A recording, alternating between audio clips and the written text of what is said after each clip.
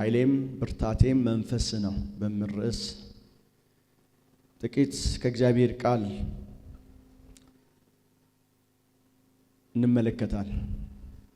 ዛሬም በዚህ ቃል በኩል እግዚአብሔር አምላክ ድንቅና ኃያል የሆነ ነገር ያደርግልናል። ማለት ያልገመትነውን ነገር፣ ያልጠበቅነውን ነገር፣ አዲስን ነገር ያደርጋል። ምክንያቱም ኃይልና ብርታቴ መንፈስ ነው ብለን ስንል ዕውቅና እየሰጠ ነው። እኔ አልችልም፣ እኔ ባዶ ነኝ፣ እኔ ከንቱ ነኝ። እኔ አልችልም ግን አንተ ትችላለህ። ሁል ጊዜም እንደምንነጋገረው በዚህ ቦታ ላይ ሁሌም ራሳችንን ባዶ እናደርጋለን። ሁል ጊዜ ራሳችንን ዝቅ እናደርጋለን። ምክንያቱም የሚናገር አባት አለ፣ የሚናገር መንፈስ ቅዱስ አለ፣ የሚናገር ወልድ ደግሞ አለ ሁሌም። ስለዚህ ዛሬም እኔና እናንተ አቅምና ጉልበት የለንም፣ ኃይልና ብርታትም የለንም። ኃይልና ብርታታችን መንፈስ ነው። ዘካርያስ ምዕራፍ 4 ከቁጥር 1 እስከ 7 ያለውን ሐሳብ እናንብብና ከሌሎች ክፍሎች ጋር አድርገን እንመለከታለን። ከኔ ጋር ይነጋገር የነበረው መልአክም ተመልሶ አንድ ሰው ከእንቅልፉ እንደሚነቃ ነቃኝ። እርሱም ምን ታያለህ አለኝ። እኔም እንዲህ አልሁ፣ እነሆ በአናቱ ላይ የዘይት ማሰሮ ያለበት ሁለንተናው ወርቅ የሆነ መቅረዝ አየሁ። በመቅረዙ ላይ 7 ቧንቧዎች ያሏቸው 7 መብራቶች ነበሩ። ደግሞም አንዱ ከዘይቱ ማሰሮ በስተቀኝ ሌላው በስተግራ የሆኑ 2 የወይራ ዛፎች አሉ። ያነጋግረኝ የነበረውን መልአክ ጌታ ሆይ እነዚህ ምንድናቸው አልሁት። እርሱም ምን እንደሆኑ አታውቅምን አለኝ። እኔም ጌታ ሆይ አላውቅም አልኩት። ከዚያም እንዲህ አለኝ፣ ለዘሩባቤል የተላከው የእግዚአብሔር ቃል ይህ ነው፣ በመንፈሴ እንጂ በኃይልና በብርታት አይደለም ይላል እግዚአብሔር ጸባዖት። ታላቅ ተራራ ሆይ አንተ ምንድነህ? በዘሩባቤል ፊት ደልዳላ ሜዳ ትሆናለህ። ሰዎች ሞገስ ይሁንለት ብለው እየጮሁ እርሱ መደምደሚያውን ድንጋይ ያወጣል። ክብር ለእግዚአብሔር ይሁን። ይህ ሐሳብ ከትንቢተ ሐጌ ምዕራፍ 2 ጀምረን ብንመለከት ደስ ይለኛል። ምክንያቱም ሐሳቡ እዛ ጋር ነው ያለው። ትንቢተ ሐጌ ምዕራፍ 2 ላይ ዘሩባቤል የሰላትያል ልጅ ነው፣ የይሁዳ ገዥ የነበረው የሰላትያል ልጅ ነው እና ለሱ እና ሊቀ ካህናቱ ደግሞ የዮሴዴቅ ልጅ ኢያሱ የሚባሉ 2 አሉ እና ከምርኮ የተረፈው ደግሞ የእስራኤል ሕዝብ አለ ከባቢሎን የተመለሰው። እነኚህን ለሶስቱ የተነገረ ቃል ለዘሩባቤል የንግስናን ሐረግ ይይዛል። ምክንያቱም ዘሩባቤል የነ ሰለሞን የነ ዳዊት ዘር ነው። ኢያሱ ማለት ደግሞ ካህን ነው፣ ካህንነትን ይይዛል፣ የክህነትን አገልግሎት ይይዛል። ቤተ መቅደስ ውስጥ የሚያገለግል ማለት አንደኛው ንጉስ፣ ሌላኛው ቤተ መቅደስ ውስጥ የሚያገለግል ካህን። ሌሎቹ ደግሞ ከባቢሎን የተመለሱ ከምርኮ የተመለሱ የእስራኤል ሕዝቦች ናቸው እና በዚህ ጊዜ የእግዚአብሔር ፊት ቤት በቀደመው ክብሩ ላይ እንደሆነ አታውቁምን የሚል ቃል ሐጌ በኩል ይመጣል። የእግዚአብሔር ቤት እንደውም እንደዚህ ነው የሚለው ቁጥር 1 ላይ ስንመለስ፣ እናንተ በተንቆጠቆጠ ቤት ውስጥ እየኖራችሁ እግዚአብሔር ቤት ግን ከለላ አልባ ሆኗል፣ ፍርስራሽ ሆኗል። በእውነት እናንተ በተንቆጠቆጠበት ቤት ውስጥ ልትኖሩ አሁን ጊዜው ነውን እያለ እግዚአብሔር ይጠይቃል። ምዕራፍ 1 ላይ ትንቢተ ሐጌ ምዕራፍ 1 ላይ ስንመለከት ጊዜው እኮ አሁን አይደለም፣ ወደ ተራራ ውጡ፣ እንጨቱንም አምጡ፣ ቤቴንም ስሩ ይላቸዋል። ቤቴን ስሩ፣ ወደ ተራራው ውጡ፣ እንጨት አምጡ፣ ቁረጡ፣ ከዛስ ቤቴን ስሩ። እናንተ በአማረ ቤት እየኖራችሁ የእግዚአብሔር ቤተ መቅደስ ግን ፍርስራሽ ሆኗል እያለ እግዚአብሔር በነቢዩ ሐጌ በኩል ይናገራል። እና ከዚህ ቃል ጋር ተከትሎ አሁን የእግዚአብሔር ቤት አለ። የእግዚአብሔር ቤት በቀድሞ ክብሩ ላይ እንደሆነ ይሰማችኋል እንዴ? እንደ ቀድሞ እንዳማረበት ይሰማችኋል እንዴ?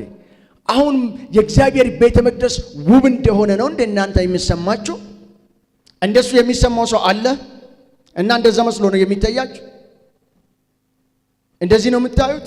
በቃ ይሆነው ተመቻችታችሁ ተቀምጣችኋል? የእግዚአብሔር ቤት እንዳማረበት ነው የሚሰማችሁ?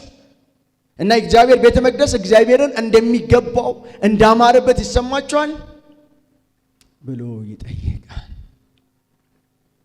እና እግዚአብሔር ከዚህ በኋላ ዘሩባቤልን እንደዚህ ይሏል። አሁን ግን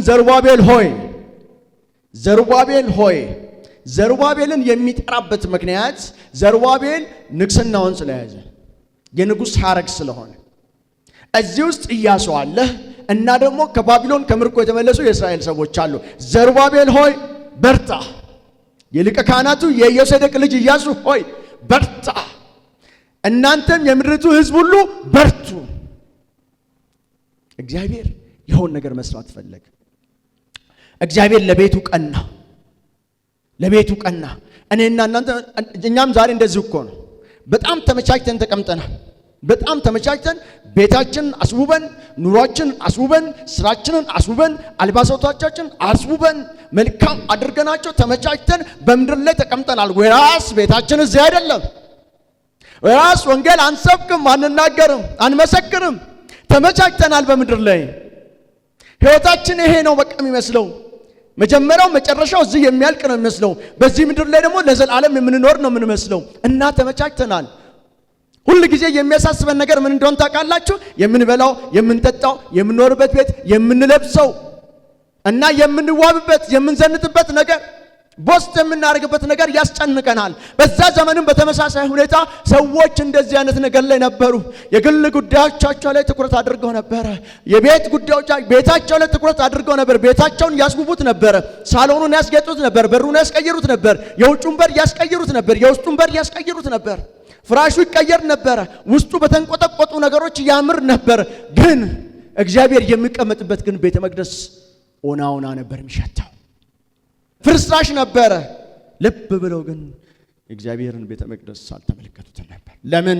ሰዎች በግል ጉዳዮቻቸው ላይ ትኩረት ከማድረጋቸው የተነሳ፣ ከእግዚአብሔር ላይ ትኩረት ከማንሳታቸው የተነሳ፣ እግዚአብሔር የሚገባውን ክብር አንስተው ለሚጠፋ ለምድራዊ ነገር ከማድረጋቸው የተነሳ፣ ሐሳባቸው ሁሉ ከምድራዊ ነገር ጋር የተቆራኘ ከመሆኑ የተነሳ የእግዚአብሔር ቤተ መቅደስ በዘመኑ ፍርስራሽ ሞልቶበት ነበር። ዘሩባቤል በርታ፣ ኢያሱ በርታ፣ እናንተ ከምርኮ ከባቢሎን የተመለሳችሁ እስራኤላውያን በርቱ፣ እኔ ከናንተ ጋር ነኝና ስሩ። ቤተ መቅደሴን ሪቢልድ አድርጉት፣ እንደገና ስሩት። እኔ ከምን ጋር? ከናንተ ጋር ነኝ። እኔ ከናንተ ጋር ነኝ፣ ቤተ መቅደሴን ስሩ ብሎ እግዚአብሔር በነቢዩ በሐጌ በኩል ይህንን መልእክት ያስተላልፋል። ስሩ።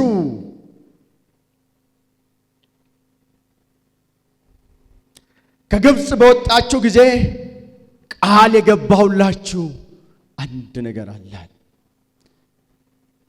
ከግብፅ በወጣችሁ ጊዜ ቃል የገባሁላችሁ ቃል መንፈሴም በመካከላችሁ ይሆናል፣ አትፍሩ የሚል ነው። አሁንም ደግመዋለሁ አለ። መንፈሴ በመካከላችሁ ስለሚሆን አትፍሩ። መንፈሴ በመካከላችሁ ስለሚሆን አትፍሩ። ጉልበት አይኖራችሁም ይሆናል። ዕውቀት የሌላችሁ ልትሆኑ ትችላላችሁ። ሪሶርስ ገንዘብም ያስፈልጋችሁ ይችላል። የሌላችሁ ልትሆኑ ትችላላችሁ። ግን መንፈሴ በመካከላችሁ ስለሆነ አትፍሩ። ስለዚህ በኃይልና በብርታት አይደለም፣ በመንፈሴ እንጂ። ይሄንን የምታደርጉት ከኔ በሚለቀቀው መንፈስ ከሰማያዊ አቅም ጉልበት እንጂ በኃይልና በብርታት አይደለም። ራሳችሁን አትመልከቱ፣ ወደ ላይ ግን ተመልከቱዋል።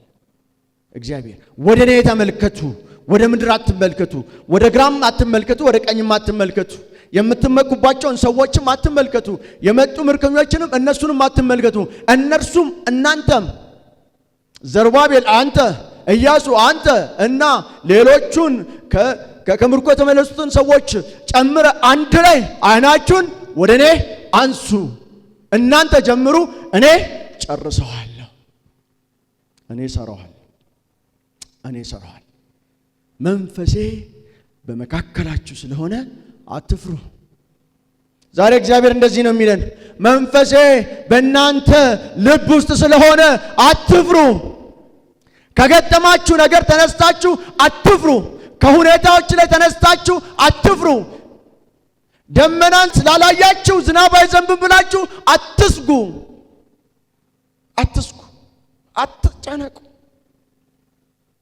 አትጨነቁ። እስካሁን በመጣችሁበት መንገድ ላይ ከእናንተ ጋር አብሮ የነበረው መንፈሴ ዛሬም በመካከላችሁ አለ፣ ዛሬም በልባችሁ ውስጥ አለ። እስከ ዛሬ የመጣንበት መንገድ ላይ ከኛ ጋር የነበረው የእግዚአብሔር መንፈስ ዛሬም ከኛ ጋር ነው። ክብር ለእግዚአብሔር ይሁን። ዛሬም ከኛ ጋር ነው። ዛሬም በልባችን ውስጥ ነው። ዛሬም በመካከላችን ነው ያለው። ምን እያለ እንደሆነ ታውቃላችሁ? አልችልም የሚል ቃል በእኔ ዲክሽነሪ ውስጥ የለም እያለ ነው። አንችልም የሚል ነገር የለም እያለ ነው። ክብር ለእግዚአብሔር ይሁን። ክብር ለእግዚአብሔር ይሁን። እግዚአብሔር እጅግ አድርገን እናመሰግናለን። በእንደዚህ አይነት ቃል የሚያጽናና ረሳችሁታል። ግን ከግብፅ ስትወጡ ያኔ ከባርነት ስትላቀቁ ወይም ደግሞ በእኔና በእናንተ ኮንቴክስት ጌታ ኢየሱስ ክርስቶስን እንደ ግል አዳኝ አድርጋችሁ ስትቀበሉ የገባሁላችሁን ቃል ረስታችሁታል። ዛሬም ደግመዋለሁ፣ መንፈሴ ከእናንተ ጋር ነው። እግዚአብሔር ይሄንን ነው የሚለው። በተዘነጉትም አስታውሳችኋል። ኦኬ፣ ረስታችሁታል፣ ግን አስታውሳችኋለሁ።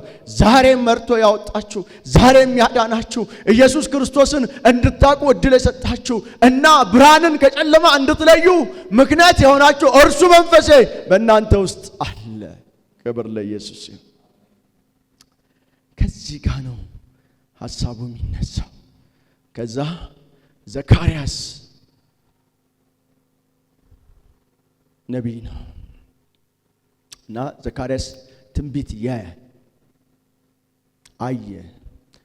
እዛ ያየውን ነገር ነው የሚናገረው። ቁጥር 4 ላይ ከኔ ጋር ይነጋገር የነበረው መልአክም ተመልሶ ወደ ዘካርያስ ምዕራፍ 4 ቁጥር 1 ተመልሻለሁ።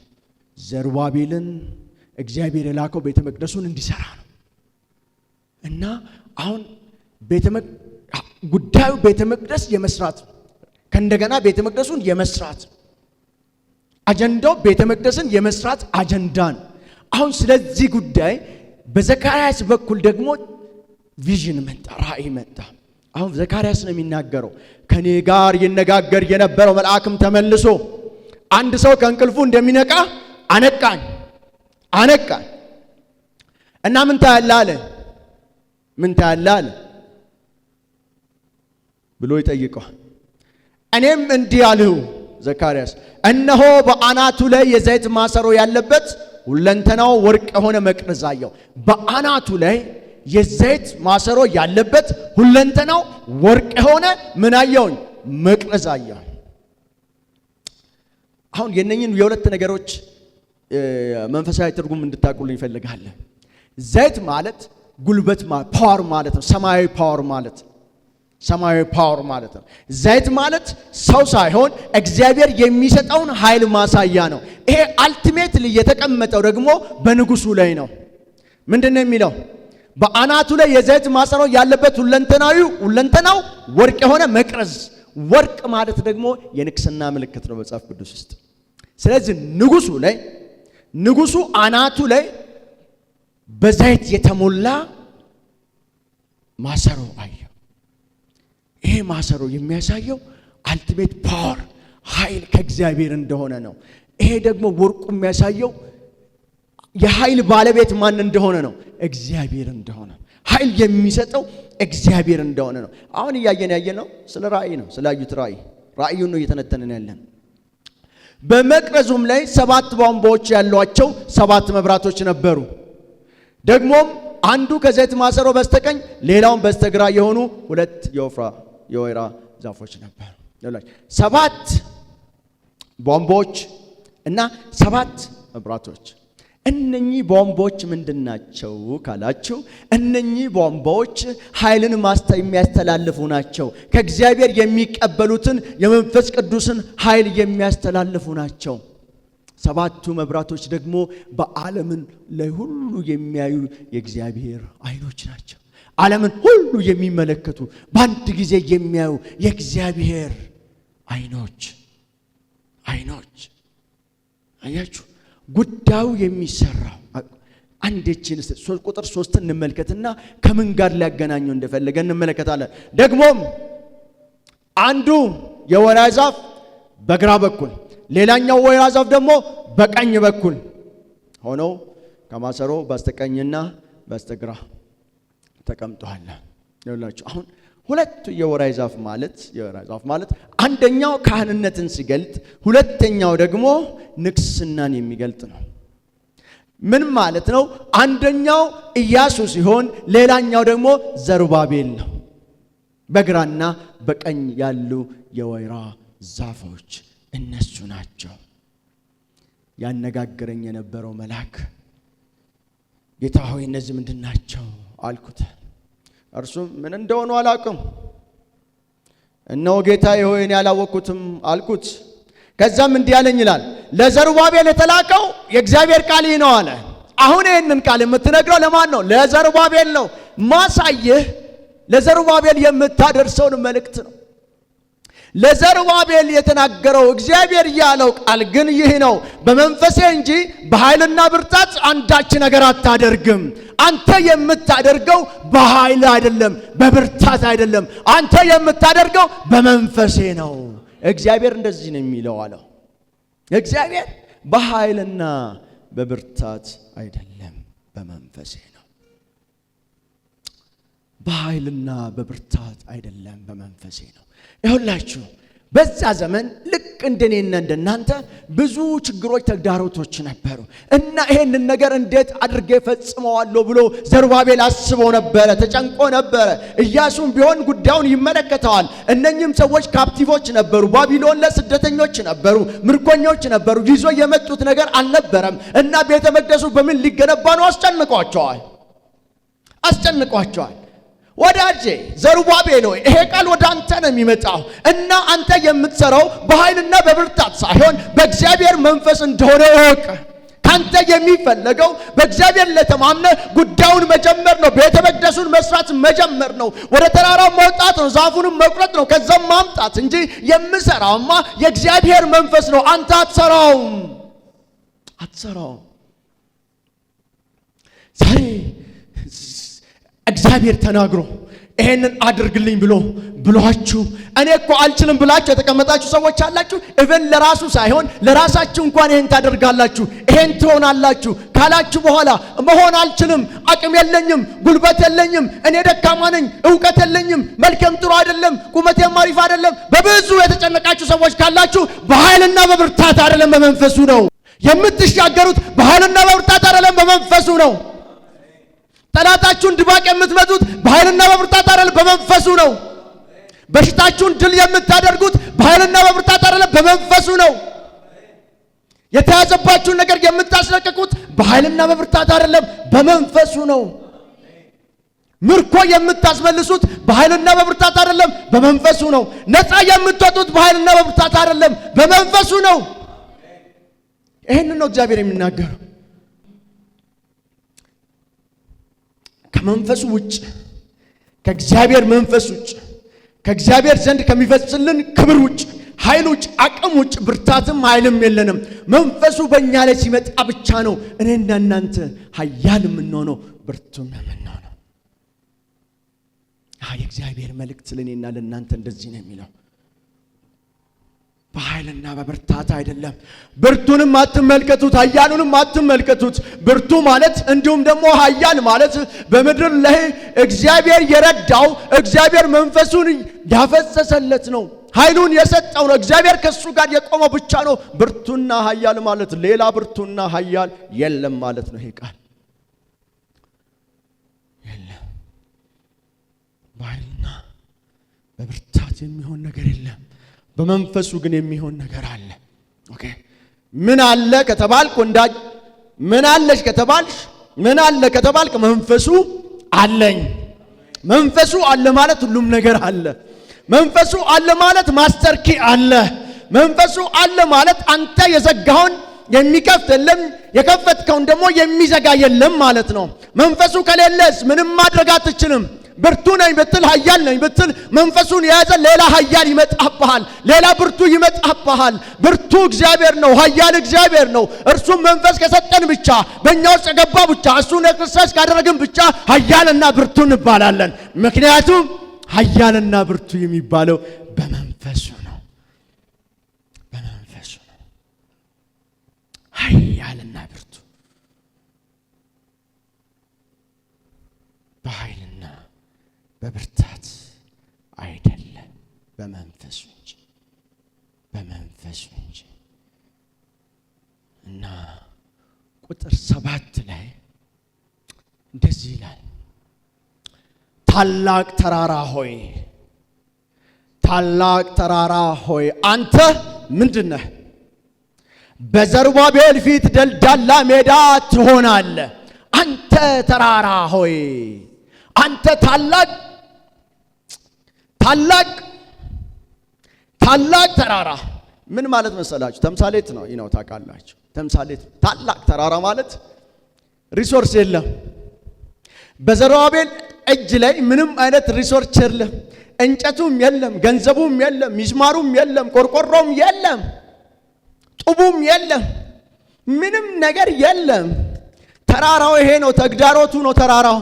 ታላቅ ተራራ ማለት የለም፣ ጉልበተኛውም የለም። በጉልበት እንኳን ብርትት ብሎ የሚሰሩ ሰዎች የሉም። እነኝም ከምርኮ ተመለሱ፣ ጉልበታቸው የተበዘበዙ ሰዎች ናቸው አብረውት ያሉት። ብልጥም ሰዎች መገንባትም የሚችሉ ሰዎች የሉም። ጥበብም ያላቸው ሰዎች የሉም። ቤተ መቅደስ ገንብተውም ሰርተውም የሚያውቁ ሰዎች የሉም። ተራራው ይሄ ነው። ገንዘቡ የለም፣ አቅሙ የለም፣ ሌሎች ነገሮች የሚያስፈልጉ ነገሮች የሉም። በቃ ቤት ለመስራት ቤተ መቅደስ ለመስራት የሚያስፈልጉ ነገሮች የሉም። እና ታላቅ ተራራ ሆይ አንተ ምንድነህ? ታላቅ ተራራ ሆይ አንተ ምንድነህ? በዘሩባቤል ፊት ደልዳላ ሜዳ ትሆናለህ ማለት ያለ አሁን ያለ አንተ ችግር ሆይ ምንድነህ? ዘሩባቤል በመንፈሱ ስለሆነ በኃይልና በብርታት አይደለም። አንተ ተራራ የሆንክበት ምክንያት በዘሩባቤል ፊት ዘሩባቤል መንፈሱን ከመቀበል በፊት ነው። አሁን ግን ለዘሩባቤል እንደዚህ ተብሎ ተነግሮታል። በኃይልና በብርታት አይደለም በመንፈስ እንጂ ብሎ ነግሮታል። አሁን ዘሩባቤል በእግዚአብሔር መንፈስ፣ በእግዚአብሔር ጉልበት፣ በእግዚአብሔር ብርታት እንደሚሰራ ከነገረው በኋላ እንደዚህ ይለዋል። ታላቅ ተራራ ሆይ፣ ታላቅ የተባልከው ችግር ሆይ፣ ታላቅ የተባልከው መከራ ሆይ፣ ታላቅ የተባልከው ህመም ሆይ በእናንተ ፊት ምንድነው? በዘሩባቤል ፊት አንተ ድካም ሆይ፣ ጉልበት ማጣት ሆይ፣ አቅም ማጣት ሆይ፣ ሪሶርስ ማጣት ሆይ፣ እንጨት ማጣት ሆይ፣ ሚስማር ማጣት ሆይ፣ የጣራ ቆርቆሮ ማጣት ሆይ፣ ጭቃ ማብኳት ማጣት ሆይ፣ ድንጋይ ማጣት ሆይ ምንድነው? በእግዚአብሔር ፊት ምን ትሆናለህ? ደልዳላ ሜዳ። ዝም ብሎ ያመጣል፣ ይሰራል። እግዚአብሔር መንፈስ መጣ ማለት ነው። የሚሰራ ጉልበት የሚሰጥ አቅም የሚሰጥ ብላት የሚሰጥ ጥበብ የሚሰጥ ማስተዋል የሚሰጥ የእግዚአብሔር መንፈስ መጣ ማለት። እንደዚህ በሉት። አንድ ደቂቃ ልስጣችሁ፣ ግዴላችሁ። በአንድ ደቂቃ ችግሬ ነው የምትሉትን፣ ህመሜ ነው የምትሉትን፣ ድካሜ ነው የምትሉትን፣ አይሆንም አልችልም ያላችሁትን ነገር እጃችሁ ላይ ያዙ። በእምነት እጃችሁ ላይ ያዙ። አልችልም ያላችሁ ለእግዚአብሔር የተናገራችሁ እጃችሁ ላይ ያዙ። ይሄ ነገር ከብዶኛል፣ ተራራ ሆኖብኛል፣ ማለፍ አልቻልኩም፣ ተግዳሮት ሆኖብኛል፣ አቅሜን ይዟል፣ ጉልበቴን ይዟል፣ አይምሮን ተቆጣጥሮታል፣ ምንም ነገር እንደማልችል አድርጎኛል።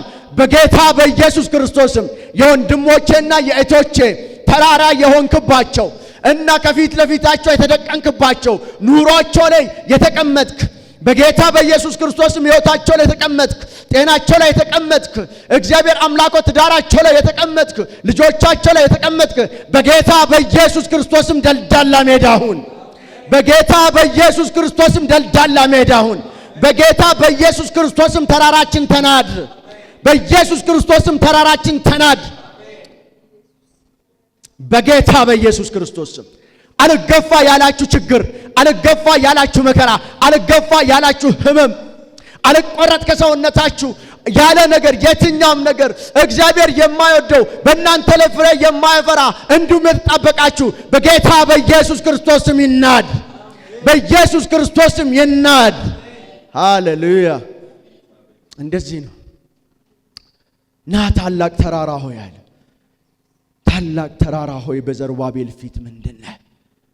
በመንፈሱ ከሆነ በራሳችን አናረግ፣ በብቃታችን፣ በጉልበታችን፣ በአቅማችን፣ በእኛ ጥበብ አንመካም። የሚመካ ሁሉ በእግዚአብሔር ይመካ። እኛ የምንመካው በአባታችንና በአምላካችን በእግዚአብሔር ነው። እርሱም ሁሉም ማድረግ የሚችል ነው። ስለዚህ በኃይልና በብርታት አንመካም። የምንመካው ግን በእግዚአብሔር መንፈስ ነው። ክብር ለእግዚአብሔር ነው። በእግዚአብሔር መንፈስ እንመካለን። እርሱ ብርታታችን ነው። ስለዚህ ሞገስ ይሁንለት እየተባለለት የመጨረሻውን ድንጋይ ዘሩባቤል ያስቀምጣል አለ። ትንቢት ነው። ሞገስ ይሁንለት እየተባለ እየተጸለየለት እየተነገረለት ዘሩባቤል ሞገስ ይሁንለት እየተባለ ሞገስ ይሁንለት እየተባለ እየተጸለየለት እየተነገረለት ዘሩባቤል ቤተ መቅደሱን ጨርሶ ምን ያስቀምጣል?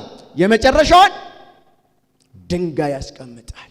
የመጀመሪያውን አይደለም፣ የመጨረሻውን መዝጊያውን ቤተ መቅደሱ አልቆ ክብር ለእግዚአብሔር።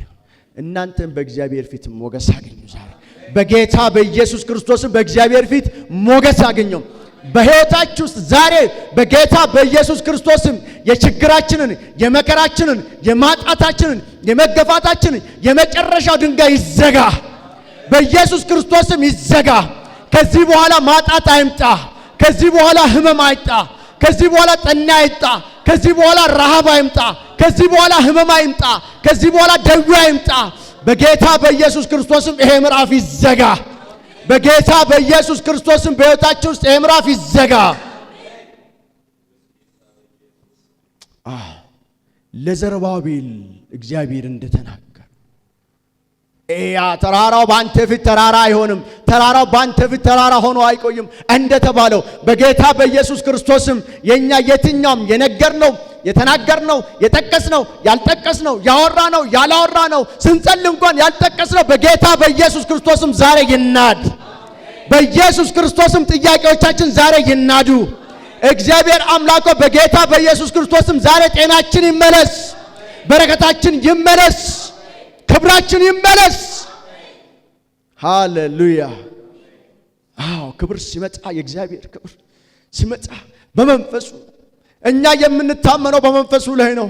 እኛ ኃይልም ብርታትም የለንም፣ ዘመድም የለንም፣ የምንመካበት የለንም፣ ጥበብም የለንም፣ ዕውቀትም የለንም። አንድ ዕውቀት ግን አለን፣ የእግዚአብሔር ልጅ የሚባል ኢየሱስ ክርስቶስ የሚባል እና የስሙ ኃይል በጌታ በኢየሱስ ክርስቶስ ስም የምትለምኑት ሁሉ ይደረግላችኋል የተባለው እና በመንፈሱ በጌታ በኢየሱስ ክርስቶስ ስም እግዚአብሔር አምላኩ ኃይላችን ብርታታችን የልጅ ኢየሱስ ክርስቶስ ስም ነው። በኢየሱስ ክርስቶስ ስም ለምን ተራራችን ይናድ።